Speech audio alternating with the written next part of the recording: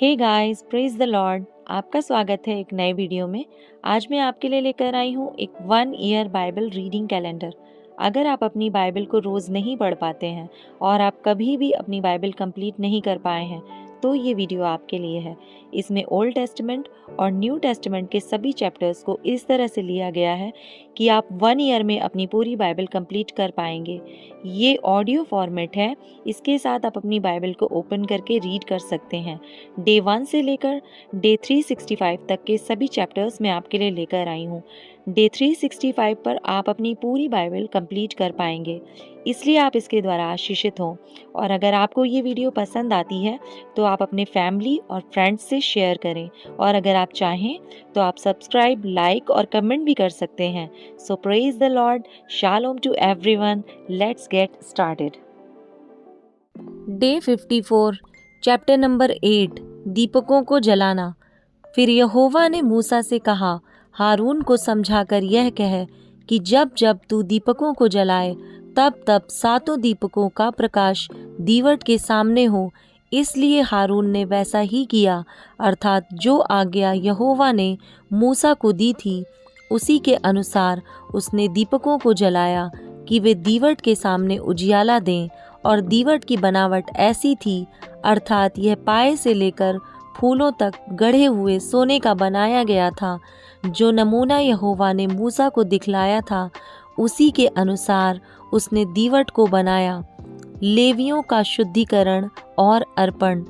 फिर यहोवा ने मूसा से कहा, इज़राइलियों के मध्य में से लेवियों को अलग लेकर शुद्ध कर। उन्हें शुद्ध करने के लिए तू ऐसा कर कि पावन करने वाला जल उन पर छिड़क दे। फिर वे सर्वांग मुंडन कराएं और वस्त्र धोएं और वे अपने को शुद्ध करें। तब वे तेल से सने हुए मैदे के अन्नबलि समेत एक बछड़ा लें, और तू पाप बलि के लिए एक दूसरा बछड़ा लेना। और तू लेवियों को मिलाप वाले तंबू के सामने पहुंचाना और इज़राइलियों की सारी मंडली इकट्ठा करना। तब तू लेवियों को यहोवा के आगे समीप ले आना और इज़राइली अपने अपने हाथ उन पर रखें। तब हारून लेवियों को यहोवा के सामने इज़राइलियों की ओर से हिलाई हुई भेंट करके अर्पण करें कि वे यहोवा की सेवा करने वाले ठहरें। तब लेवीय अपने अपने हाथ उन बछड़ों के सिरों पर रखें, और तू लेवियों के लिए प्रायश्चित करने को एक बछड़ा पाप बलि को और दूसरा होम बलि करके यहोवा के लिए चढ़ाना। और लेवियों को हारून और उसके पुत्रों के सम्मुख खड़ा करना और उनको हिलाने की भेंट के लिए यहोवा को अर्पण करना। इस प्रकार तू उन्हें इज़राइलियों में से अलग करना और वे मेरे ही ठहरेंगे। और जब तू लेवियों को शुद्ध करके हिलाई हुई भेंट के लिए अर्पण कर चुके, उसके बाद वे मिलाप वाले तंबू संबंधी सेवा टहल करने के लिए अंदर आया करें, क्योंकि वे इज़राइलियों में से मुझे पूरी रीति से अर्पण किए हुए हैं। मैंने उनको सब इज़राइलियों में से एक एक स्त्री के पहलौठे के बदले अपना कर लिया है। इज़राइलियों के पहलौठे चाहे मनुष्य के हों चाहे पशु के, सब मेरे हैं, क्योंकि मैंने उन्हें उस समय अपने लिए पवित्र ठहराया जब मैंने मिस्र देश के सब पहलौठों को मार डाला। और मैंने इज़राइलियों के सब पहलौठों के बदले लेवियों को लिया है। उन्हें लेकर मैंने हारून और उसके पुत्रों को इज़राइलियों में से दान करके दे दिया है कि वे मिलाप वाले तंबू में इज़राइलियों के निमित्त सेवा कार्य और प्रायश्चित किया करें। कहीं ऐसा न हो कि वह इज़राइली पवित्र स्थान के समीप आएं, तब उन पर कोई महाविपत्ति आ पड़े। लेवियों के विषय यहोवा की यह आज्ञा पाकर मूसा और हारून और इज़राइलियों की सारी मंडली ने उनके साथ ठीक वैसा ही किया। लेवियों ने तो अपने आप को पाप से शुद्ध किया और अपने वस्त्रों को धो डाला, और हारून ने उन्हें यहोवा के सामने हिलाई हुई भेंट के निमित्त अर्पण किया और उन्हें शुद्ध करने को उनके लिए प्रायश्चित भी किया। और उसके बाद लेवीय हारून और उसके पुत्रों के सामने मिलाप वाले तंबू में अपना अपना सेवा कार्य करने गए। और जो आज्ञा यहोवा ने मूसा को लेवियों के विषय में दी थी, उसी के अनुसार वे उनसे व्यवहार करने लगे। फिर यहोवा ने मूसा से कहा, जो लेवियों को करना है वह यह है कि 25 वर्ष की आयु से लेकर उससे अधिक आयु में वे मिलाप वाले तंबू संबंधी काम करने के लिए भीतर उपस्थित हुआ करें, और जब 50 वर्ष के हों तो फिर उस सेवा के लिए न आएं और न काम करें, परंतु वे अपने भाई बंधुओं के साथ मिलाप वाले तंबू के पास रक्षा का काम किया करें और किसी प्रकार का सेवा कार्य न करें। लेवियों को जो जो काम सौंपे जाएं, उनके विषय तू उनसे ऐसा ही करना। Chapter number 9। दूसरी बार फसह का मनाया जाना। इज़राइलियों के मिस्र देश से निकलने के दूसरे वर्ष के पहले महीने में यहोवा ने सीनै के जंगल में मूसा से कहा, इज़राइली फसह नामक पर्व को उसके नियत समय पर मनाया करें, अर्थात इसी महीने के 14वें दिन को गोधूली के समय तुम लोग उसे सब विधियों और नियमों के अनुसार मानना। तब मूसा ने इज़राइलियों से फसह मनाने के लिए कह दिया, और उन्होंने पहले महीने के 14वें दिन को गोधूली के समय सीनै के जंगल में फसह को मनाया, और जो जो आज्ञाएं यहोवा ने मूसा को दी थीं, उन्हीं के अनुसार इज़राइलियों ने किया। परंतु कुछ लोग एक मनुष्य के शव के द्वारा अशुद्ध होने के कारण उस दिन फसह को ना मना सके। वे उसी दिन मूसा और हारून के समीप जाकर मूसा से कहने लगे, हम लोग एक मनुष्य के शव के कारण अशुद्ध हैं, परंतु हम क्यों रुके रहें और इज़राइलियों के संग यहोवा का चढ़ावा नियत समय पर क्यों न चढ़ाएं। मूसा ने उनसे कहा, ठहरे रहो, मैं सुन लूं कि यहोवा तुम्हारे विषय में क्या आज्ञा देता है। यहोवा ने मूसा से कहा, इज़राइलियों से कह कि चाहे तुम लोग, चाहे तुम्हारे वंश में से कोई भी किसी लोथ के कारण अशुद्ध हो या दूर की यात्रा पर हो, तो भी वह यहोवा के लिए फसह को माने। वे उसे दूसरे महीने के 14वें दिन को गोधूली के समय मनाए, और फसह के बलि पशु के मांस को अख़मीरी रोटी और कड़वे साग पात के साथ खाएं, और उसमें से कुछ भी सवेरे तक ना रख छोड़ें और न उसकी कोई हड्डी तोड़ें। वे उस पर्व को फसह की सारी विधियों के अनुसार मनाएं। परंतु जो मनुष्य शुद्ध हो और यात्रा पर ना हो, परंतु फसह के पर्व को ना माने, वह प्राणी अपने लोगों में से नष्ट किया जाए।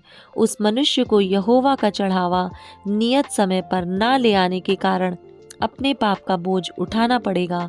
यदि कोई परदेशी तुम्हारे साथ रहकर चाहे कि यहोवा के लिए फसह मनाए, तो वह उसी विधि और नियम के अनुसार उसको माने। देशी और परदेशी दोनों के लिए तुम्हारी एक ही विधि हो। निवास स्थान पर अग्निमय बादल। जिस दिन निवास, जो साक्षी का तंबू भी कहलाता है, खड़ा किया गया, उस दिन बादल उस पर छा गया, और संध्या को वह निवास पर आग सा दिखाई दिया और भोर तक दिखाई देता रहा। नित्य ऐसा ही हुआ करता था, अर्थात दिन को बादल छाया रहता और रात को आग दिखाई देती थी। और जब जब वह बादल तंबू पर से उठ जाता, तब इज़राइली प्रस्थान करते थे, और जिस स्थान पर बादल ठहर जाता, वहीं इज़राइली अपने डेरे खड़े करते थे। यहोवा की आज्ञा से इज़राइली प्रस्थान करते थे, और यहोवा ही की आज्ञा से वे डेरे खड़े भी करते थे। और जितने दिन तक वह बादल निवास पर ठहरा रहता, उतने दिन तक वे डेरे डाले पड़े रहते थे। जब बादल बहुत दिन निवास पर छाया रहता, तब भी इज़राइली यहोवा की आज्ञा मानते और प्रस्थान नहीं करते थे। कभी कभी वह बादल थोड़े ही दिन तक निवास पर रहता, और तब भी वे यहोवा की आज्ञा से डेरे डाले पड़े रहते थे, और फिर यहोवा की आज्ञा ही से वह प्रस्थान करते थे। और कभी कभी बादल केवल संध्या से भोर तक रहता, और जब वह भोर को उठ जाता था, तब वे प्रस्थान करते थे। और यदि वह रात दिन बराबर रहता, तो जब बादल उठ जाता, तब ही वे प्रस्थान करते थे।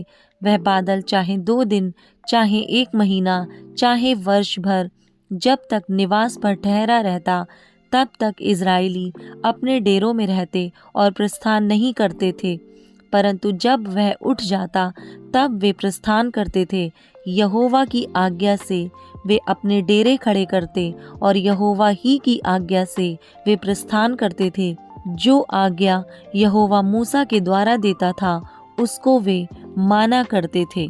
चैप्टर नंबर 10, चांदी की 2 तुरहियां। फिर यहोवा ने मूसा से कहा, चांदी की 2 तुरहियां गढ़ के बनाई जाएं, तू उनको मंडली के बुलाने और छावनियों के प्रस्थान करने में काम में लाना, और जब वे दोनों फूकी जाएं तब सारी मंडली मिलाप वाले तंबू के द्वार पर तेरे पास इकट्ठी हो जाए। परंतु यदि एक ही तुरही फूकी जाए तो प्रधान लोग जो इज़राइल के हजारों के मुख्य पुरुष हैं तेरे पास इकट्ठे हो जाएं। जब तुम लोग सांस बांधकर फूको तो पूर्व दिशा की छावनियों का प्रस्थान हो, और जब तुम दूसरी बार सांस बांधकर फूको तो दक्षिण दिशा की छावनियों का प्रस्थान हो। उनके प्रस्थान करने के लिए वे सांस बांधकर फूकें, और जब लोगों को इकट्ठा करके सभा करनी हो तब भी फूकना, परंतु सांस बांध कर नहीं। और हारून के पुत्र जो याजक हैं वे उन तुरहियों को फूका करें। यह बात तुम्हारी पीढ़ी पीढ़ी के लिए सदा की विधि रहे। और जब तुम अपने देश में किसी सताने वाले बैरी से लड़ने को निकलो तब तुरहियों को सांस बांध कर फूकना।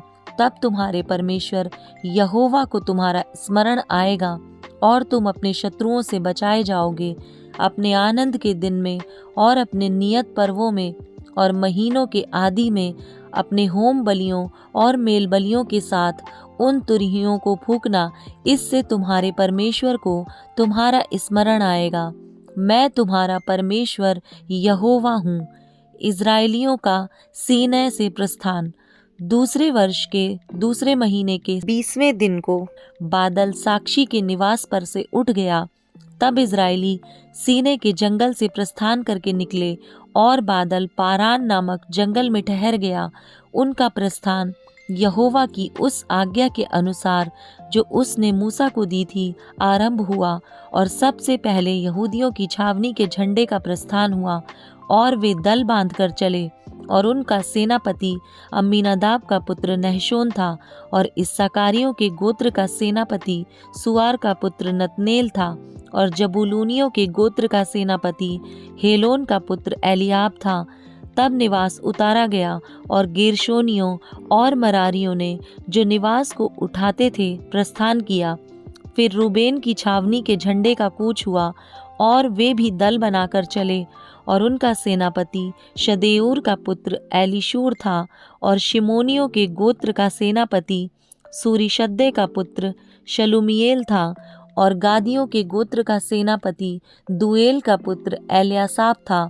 तब कहातियों ने पवित्र वस्तुओं को उठाए हुए प्रस्थान किया, और उनके पहुंचने तक गेरशोनियों और मरारियों ने निवास को खड़ा कर दिया।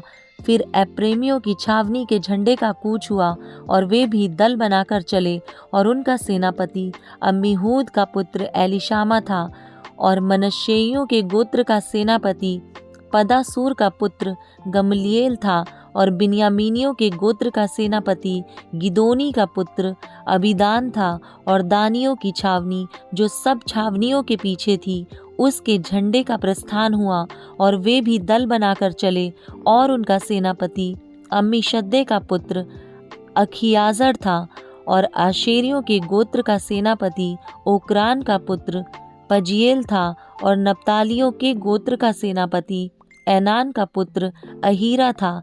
इज़राइली इसी प्रकार अपने अपने दलों के अनुसार प्रस्थान करते और आगे बढ़ा करते थे।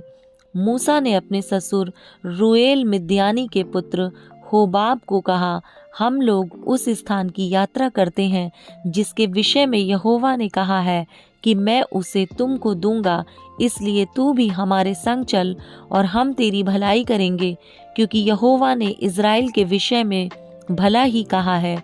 होबाब ने उसे उत्तर दिया, मैं नहीं जाऊंगा, मैं अपने देश और कुटुंबियों में लौट जाऊंगा। फिर मूसा ने कहा, हमको ना छोड़, क्योंकि हमें जंगल में कहाँ कहाँ डेरा खड़ा करना चाहिए यह तुझे ही मालूम है। तू हमारे लिए आँखों का काम देगा, और यदि तू हमारे संग चले तो निश्चय जो भलाई यहोवा हमसे करेगा उसी के अनुसार हम भी तुझसे वैसा ही करेंगे। लोगों का प्रस्थान। फिर इज़राइलियों ने यहोवा के पर्वत से प्रस्थान करके 3 दिन की यात्रा की, और उन 3 दिनों के मार्ग में यहोवा की वाचा का संदूक उनके लिए विश्राम का स्थान ढूंढता हुआ उनके आगे आगे चलता रहा। और जब वे छावनी के स्थान से प्रस्थान करते थे, तब दिन भर यहोवा का बादल उनके ऊपर छाया रहता था। और जब जब संदूक का प्रस्थान होता था, तब तब मूसा यह कहा करता था, हे यहोवा उठ, और तेरे शत्रु तितर बितर हो जाएं, और तेरे बैरी तेरे सामने से भाग जाएं। और जब जब वह ठहर जाता था, तब तब मूसा कहा करता था, हे यहोवा, हजारों हजार इज़राइलियों में लौट आ जा। Mark chapter 5 verse number 1 to 20। दुष्ट आत्माग्रस्त व्यक्ति को चंगा करना। वे झील के पार गिरासेनियों के देश में पहुंचे। जब वह नाव पर से उतरा, तो तुरंत एक मनुष्य जिसमें दुष्ट आत्मा थी कब्रों से निकलकर उसे मिला। वह कब्रों में रहा करता था, और कोई उसे साँकलों से भी ना बांध सकता था, क्योंकि वह बार बार बेड़ियों और साँकलों से बांधा गया था। पर उसने साँकलों को तोड़ दिया और बेड़ियों के टुकड़े टुकड़े कर दिए थे, और कोई उसे वश में नहीं कर सकता था। वह लगातार रात दिन कब्रों और पहाड़ों में चिल्लाता और अपने को पत्थरों से घायल करता था। वह यीशु को दूर ही से देखकर दौड़ा, उसे प्रणाम किया और ऊंचे शब्द से चिल्लाकर कहा, हे यीशु, परम प्रधान परमेश्वर के पुत्र, मुझे तुझसे क्या काम? मैं तुझे परमेश्वर की शपथ देता हूँ कि मुझे पीड़ा ना दे। क्योंकि उसने उससे कहा था, हे अशुद्ध आत्मा, इस मनुष्य में से निकल आ। उसने उससे पूछा, तेरा नाम क्या है? उसने उससे कहा, मेरा नाम सेना है, क्योंकि हम बहुत हैं। और उसने उससे बहुत विनती की, हमें इस देश से बाहर ना भेज। वहाँ पहाड़ पर सुअरों का एक झुंड चर रहा था। उन्होंने उससे विनती करके कहा, हमें उन सुअरों में भेज दे कि हम उनके भीतर जाएं। अतः उसने उन्हें आज्ञा दी, और अशुद्ध आत्मा निकलकर सुअरों के भीतर बैठ गई। और झुंड, जो कोई 2000 का था, कड़ाके पर से झपट कर झील में जा पड़ा और डूब मरा। उनके चरवाहों ने भागकर नगर और गांवों में समाचार सुनाया, और जो हुआ था लोग उसे देखने आए। यीशु के पास आकर वे उसको, जिसमें दुष्ट आत्माएं थीं, अर्थात जिसमें सेना समाई थी, कपड़े पहने और सचेत बैठे देखकर डर गए। देखने वालों ने उसका, जिसमें दुष्ट आत्माएं थीं, और सुअरों का पूरा हाल उनको कह सुनाया। तब वे उससे विनती करके कहने लगे कि हमारी सीमा से चला जा। जब वह नाव पर चढ़ने लगा, तो वह, जिसमें पहले दुष्ट आत्माएं थीं, उससे विनती करने लगा, मुझे अपने साथ रहने दे। परंतु उसने उसे आज्ञा ना दी, और उससे कहा, अपने घर जा, अपने लोगों को बता कि तुझ पर दया करके प्रभु ने तेरे लिए कैसे बड़े काम किए हैं। वह जाकर दिकापुलिस में इस बात का प्रचार करने लगा कि यीशु ने मेरे लिए कैसे बड़े काम किए, और सब लोग अचंभा करते थे।